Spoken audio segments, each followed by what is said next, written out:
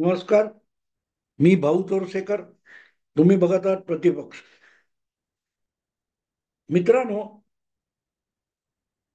हळूहळू करत विधानसभेचे म्हणजे विधानसभा निवडणुकीचे वेध सगळ्याच पक्षांना लागलेले आहेत. आणि कितीही छोटा पक्ष असो किंवा कितीही मोठा पक्ष असो, प्रत्येकाला आपले कसे जास्तीत जास्त आमदार निवडून येतील पुढल्या विधानसभेत याची चिंता सतावते आहे. मग त्यामध्ये लोकसभा निवडणुकीत ज्यांची रया गेलेली आहे अशा अजितदादा पवारांच्या राष्ट्रवादी काँग्रेस पक्षापासून थेट वंचित बहुजन आघाडीचे प्रकाश आंबेडकर इथपर्यंत सगळ्यांचा समावेश होतो. काल परवा विधान परिषदेच्या निवडणुकीत साफ तोंडघशी पडलेले शेतकरी कामगार पक्षाचे सर्वे सर्वा जयंत पाटील यांच्यापासून एक नंबर स्ट्राईक रेट दाखवणारे लोकसभेत शरद पवार यांच्यापर्यंत प्रत्येक पक्षाच्या नेत्याला विधानसभा निवडणुकीत आपल्याला आपलं राजकीय अस्तित्व दाखवावं लागेल, सिद्ध करावं लागेल याची फिकीर सतावते आहे. आणि म्हणूनच प्रत्येक जण आपापल्या परीने जमवाजमव करतोय, रणनीती आखतोय, डावपेच तयार करतोय. आणि त्याच वेळेला इतर पक्ष या निवडणुकीत काय काय करणार आहेत, काय काय करू शकतात हे पण आजमावण्याचा प्रयत्न करतोय. आणि या सगळ्या शर्यतीमध्ये सगळ्यात मोठं राजकारण ज्याला करायचंय त्या माणसाचं नाव राज ठाकरे. याचं कारण गेली जवळजवळ 10 वर्ष 2014च्या लोकसभा निवडणुकीत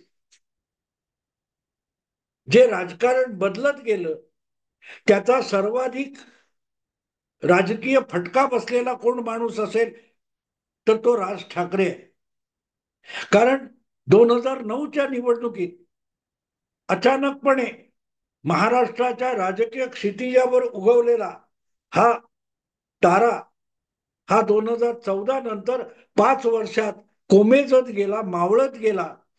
आणि गेल्या 10 वर्षात त्याला कुठलीही चमक दाखवता आलेली नाही.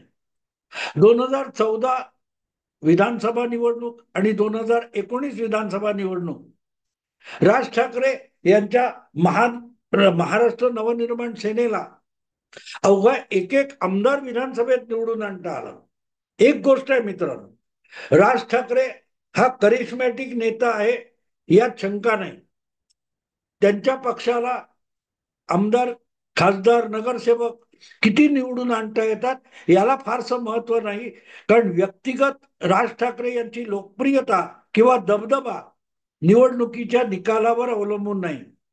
महाराष्ट्राच्या राजकारणात जे हाताच्या बोटावर मोजण्या इतकी राजकीय मंडळी झाली की ज्यांची ताकद ही निवडून येणाऱ्या उमेदवारांवर नाही तर त्यांच्या व्यक्तिगत लोकप्रियतेवर मोजली जाते. असे शरद पवार असोत, बाळासाहेब ठाकरे असोत, यांच्या पंगतीमध्ये आपण राज ठाकरे यांना बसवू शकतो. अगदी काही का असेना त्यामध्ये प्रकाश आंबेडकरांना देखील बसवता येतं. मागल्या जवळजवळ 4, 5, 6 निवडणुकांमध्ये ज्या प्रकाश आंबेडकरांना कुठलंही लक्षणीय यश मतदानातून मिळवता आलेलं नाही, ते सातत्याने महाराष्ट्राच्या राजकारणात आपली एक ठराविक प्रतिमा प्रस्थापित करू शकलेत. ही वास्तविकता आहे. आणि तीच गोष्ट राज ठाकरेंच्या बाबतीत सुद्धा खरी आहे. आणि म्हणून आमदार किती आहेत, नगरसेवक किती आहेत, लोकसभेत त्यांना स्थान आहे की नाही, किंवा कुठच्याही निवडणुकीत महाराष्ट्र नवनिर्माण सेनेची मतदानातली टक्केवारी किती आहे याच्यावर राजकारणातलं राज ठाकरे यांचं अस्तित्व मोजलं जात नाही. आजही त्यांच्याकडे फार मोठी तरुणांची लोकसंख्या आहे जी राज ठाकरेंनी आदेश दिला की रस्त्यावर उतरते, खटले अंगावर घेते, धरपकड झाली तर तुरुंगात जाऊन पण येते, कस्टडीत जाते पोलिसांच्या. पण राजसाहेबांनी आदेश दिला की ते घराबाहेर पडतात. हीच ताकद बाळासाहेब ठाकरे यांची सुद्धा होती. 1966 पासून 1990 पर्यंत विधानसभा, लोकसभा अशा निवडणुकीत बाळासाहेबांची ताकद नगण्य होती, पण दबदबा कायम होता. निदान मुंबई, नाशिक, पुणे या परिसरामध्ये बाळासाहेबांचा दबदबा 25 वर्ष कायम होता. 1990 मध्ये हिंदुत्ववादाच्या नावाखाली जी शिवसेनेने मुसंडी मारली, तोपर्यंत बाळासाहेबांकडे बघितलं तर आपल्याला कळतं की त्यांची व्यक्तिगत लोकप्रियता त्यांच्या पक्षाला कायम राजकारणात धगधगता निखारा म्हणून शिल्लक ठेवत होती. आणि राज ठाकरेंची गोष्ट काडी मात्र वेगळी नाही. त्यांच्या चुलत भावाने म्हणजे बाळासाहेबांचे चिरंजीव उद्धव ठाकरे यांनी राजकारणात गेल्या 10 वर्षात भाजपचा साथ देत आपलं पुनर्स्थापन करून घेतलं असलं आणि नंतर शरद पवारांच्या मदतीने मुख्यमंत्री पद बळकावलेलं असलं, तरी जो करिश्मा राज ठाकरेंकडे आहे तो उद्धव ठाकरे यांच्याकडे नाहीये. आमदारांच्या संख्येवर उद्धव ठाकरे यांना अवलंबून राहावं लागतं. त्यामुळे आपल्याला सोडून किती आमदार गेले, किती खासदार गेले, किती नगरसेवक गेले, किती पदाधिकारी गेले, म्हणून उद्धव ठाकरे गेली 2 वर्ष रडत तंडत बसलेले. पण त्यांचेच नगरसेवक उद्धव ठाकरेंनी फोडले तरी राज ठाकरेंनी रडारड केली नाही. 2014च्या विधानसभा निवडणुकीपूर्वी राज ठाकरे यांचे राम कदम नावाचे आमदार होते, ते भाजपत निघून गेले. 2014 मधल्या विधानसभा निवडणुकीनंतर प्रवीण दरेकर सारखा जवळचा सहकारी मनसे सोडून भाजपात गेला, म्हणून राज ठाकरेंनी त्याला शिव्याशाप दिले असं दिसलं नाही. कारण राज ठाकरे यांचा स्वतःवर आणि स्वतःच्या करिश्म्यावर पूर्ण विश्वास आहे. आणि म्हणूनच राजकारणातल्या कुठल्याही बाजूचे लोक असोत, समर्थक असोत किंवा विरोधक असोत, त्यांना राज ठाकरे यांच्या राजकीय हालचालीची दखल घ्यावीच लागते. म्हणूनच तुम्हाला आठवत असेल की राज ठाकरे यांनी 2 वर्षापूर्वी गुढीपाडव्याला करोना संपल्यानंतर जी पहिली आपली वार्षिक सभा घेतली आणि थेट शरद पवार यांच्यावर जातीयवादाचं विष फैलावणारा नेता म्हणून सणसणीत आरोप केला, तेव्हा शरद पवारांना 15 दिवस खुलासे देत फिरावं लागलं होतं. राज ठाकरेंनी जेव्हा मशिदीवरचे भोंगे उतरवा आणि उतरवणार नसाल तर मशिदी समोर हनुमान चालीसा म्हणावी लागेल असा इशारा दिला होता, त्याची प्रतिक्रिया आणि प्रतिवाद देशभर उमटला होता. राज ठाकरे यांच्या आव्हानाचं आधार घेऊन उत्तर प्रदेशचे मुख्यमंत्री योगी आदित्यनाथ यांनी 3000 पेक्षा अधिक मशिदीवरचे भोंगे 1 महिन्यात खाली उतरून दाखवले होते. सांगायचा मुद्दा असा की राज ठाकरे हा करिश्मॅटिक नेता आहे, पण करिश्मा सुद्धा एका ठराविक काळाच्या पलीकडे टिकतो असं नाही, तुम्हाला चमत्कार दाखवावा लागतो. आणि राज ठाकरे यांच्यासाठी म्हणूनच येऊ घातलेली विधानसभा निवडणूक हा सत्व परीक्षेचा कालखंड आहे.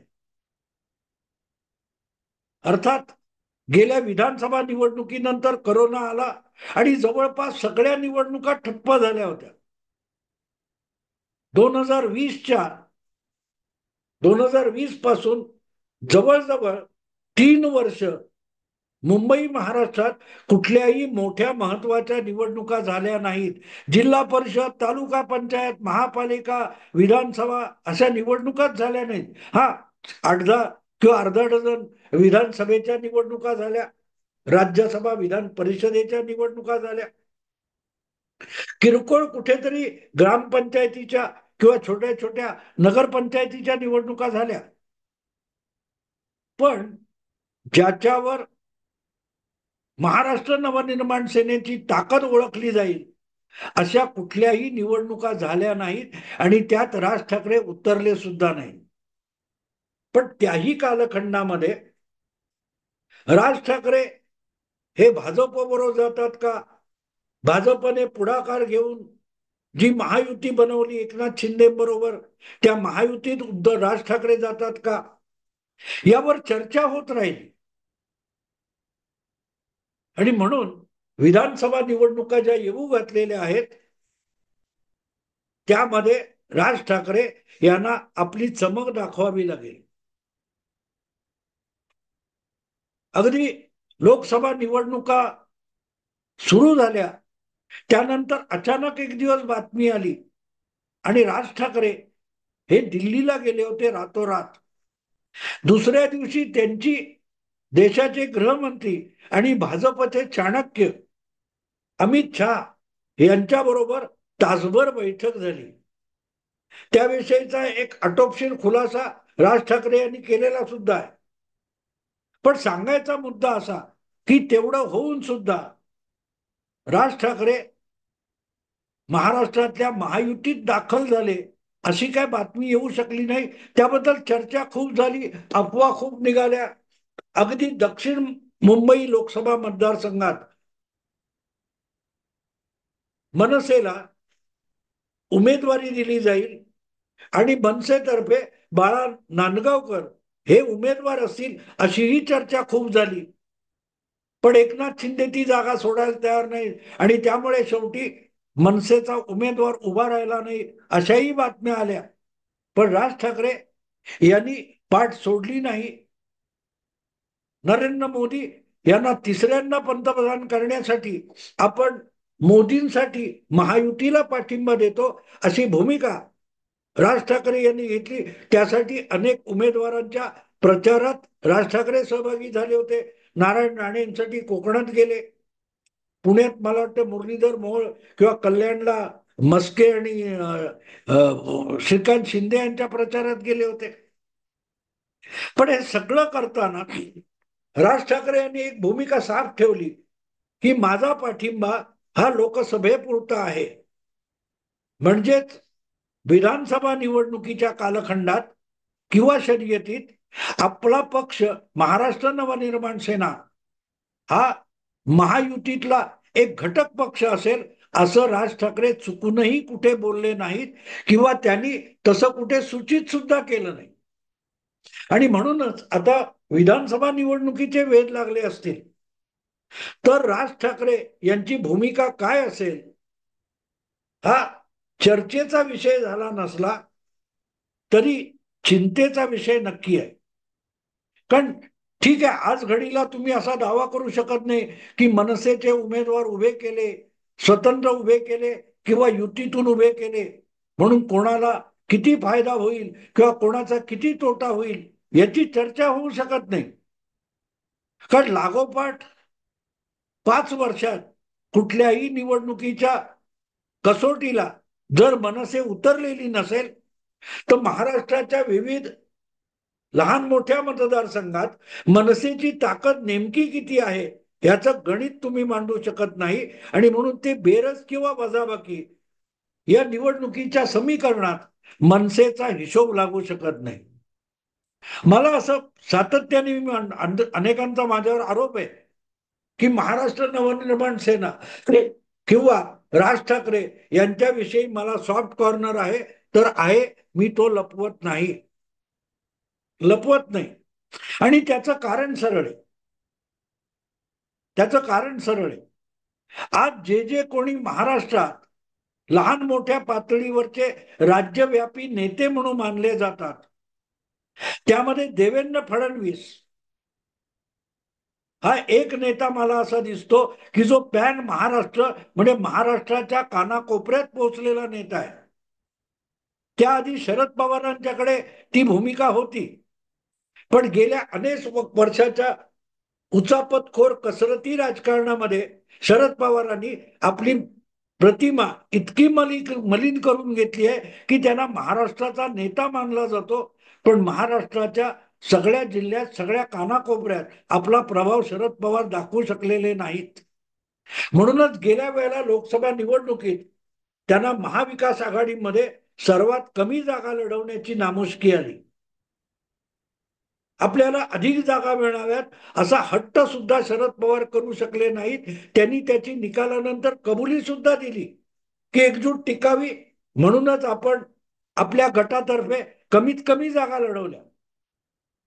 तर अशा परिस्थितीत महाराष्ट्राचं पुढलं 20-25 वर्षाचं राजकारण बघायचं असेल तर आज जे 50च्या आसपास घोटाळणारे नेते आहेत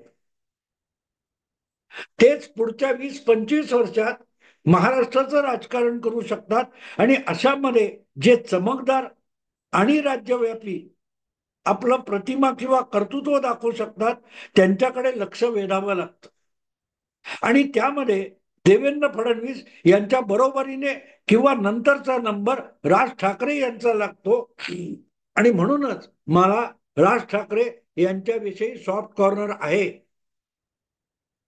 जो महाराष्ट्राच्या पुढच्या 20-25 वर्षाच्या राजकारणावर प्रभाव टाकू शकतो किंवा तशी शक्यता आहे.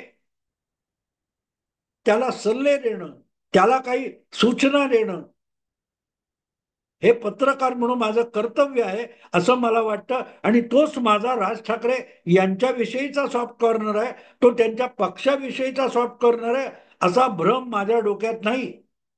पण एखाद्या महाराष्ट्रासारख्या मोठ्या राज्यामध्ये जे राजकारण चालतं त्या राजकारणामध्ये नेहमी ज्या काय म्हणतात त्याला दीर्घकालीन प्रभाव करणाऱ्या घटना असतात, त्या दीर्घकालीन घटनांमध्ये अशा राज्यव्यापी नेतृत्वाची आवश्यकता असते.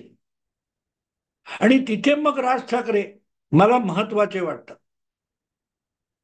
आणि म्हणून मग आगामी विधानसभा निवडणूक ही जर राज ठाकरे आणि मनसे यांच्यासाठी सत्वपरीक्षेची गोष्ट असेल तर त्यात राज ठाकरे कोणती भूमिका घेतील आणि काय करतील याचा विचार करणं मला अगत्याचं वाटतं. माझं मत असं आहे की ज्या प्रकारे लोकसभा निवडणुकीत राज ठाकरे यांनी भूमिका घेतली ती भूमिका बघता त्यांना महायुतीत जाण्याची इच्छा नसावी. आणि इच्छा असली तरी महायुतीमध्ये आज जी गर्दी आहे 3 पक्ष आहेत आणि त्या प्रत्येक पक्षाला सर्वाधिक जागा पाहिजेत.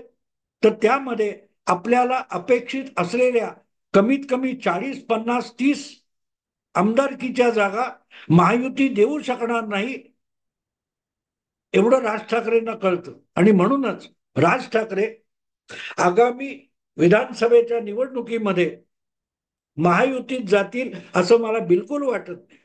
त्याचं आणखीन एक कारण आहे की राज ठाकरे यांचा किती करिश्मा असला तरी राज ठाकरे नुसत्या सभा गाजवून महायुतीला जिंकून देण्याची ताकद त्यांच्याकडे आहे असं महायुतीतले पक्ष मानतात असं मला वाटत नाही.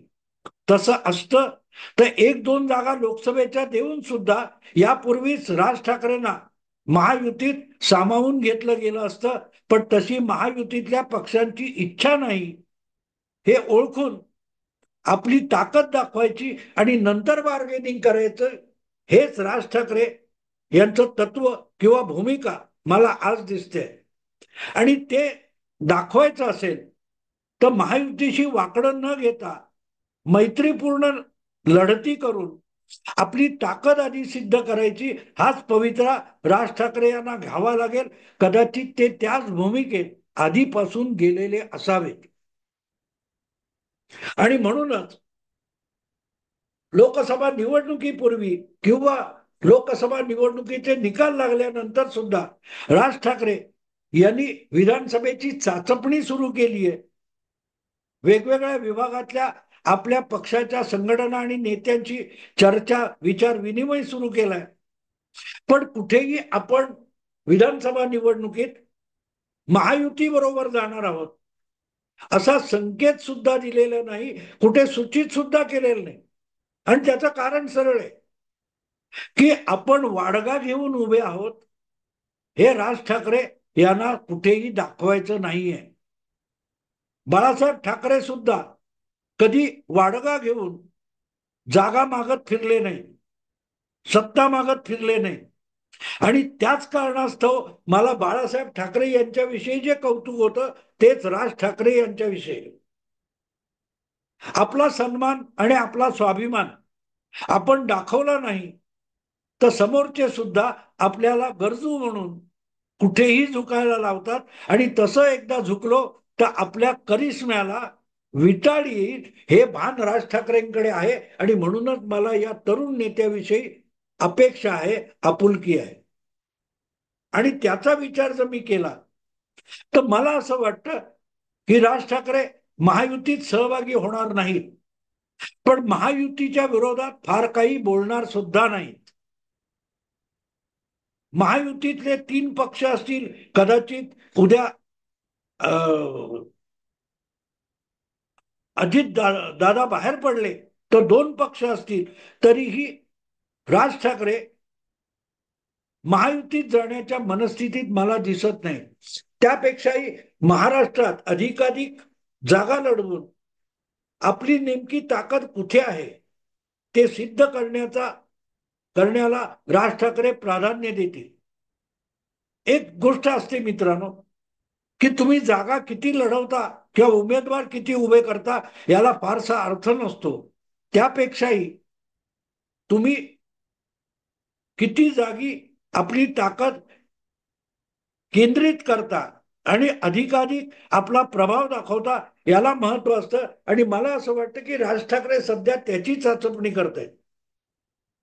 ते एक मूडवर 30-40 विधानसभेच्या जागा, मतदारसंघ असे शोधण्याचा त्यांचा प्रयत्न चालू आहे की तिथे उमेदवार उभे करायचे आणि पूर्ण ताकदीनिशी लढवायचे आणि त्यातून आपली प्रभाव क्षेत्र महाराष्ट्रात राजकारण करणाऱ्या सगळ्या पक्षांना आणि सगळ्या नेत्यांना दाखवायची. आणि त्यासाठी साधी सरळ गोष्ट आहे, महायुतीत जायचं नाही, महायुतीपासून दूर राहायचं, पण शत्रुत्व पण घ्यायचं नाही. महायुती आणि महाविकास आघाडीला आपली ताकद दाखवून द्यायची, हेच राज ठाकरे यांचं उद्दिष्ट असू शकतं. मित्रांनो, आता इथेच थांबतो. आवडलं लाईक करा, शेअर करा, सबस्क्राईब करा. नमस्कार.